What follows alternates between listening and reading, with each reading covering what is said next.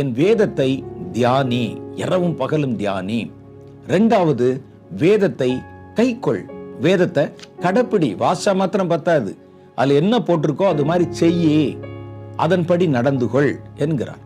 அப்ப இந்த ரெண்டு பிரதானமான கடமைகள், இதுதான் வேதத்தில் பல சாதனைகளை செய்த தேவனுடைய மனிதர்களின் ரகசியம். அவங்க இதுதான்.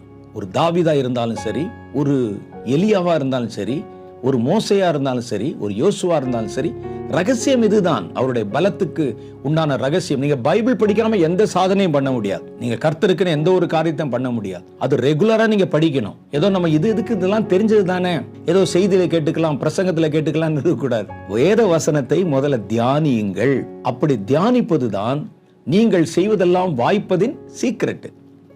நீங்கள் போகிற இடத்திலெல்லாம் புத்திமானாய் நடந்து கொள்வதற்கு அதுதான் சீக்ரெட். அதை கை கொள்ளணும். அப்ப அதைத்தான் அவர் சொல்லுகிறார்.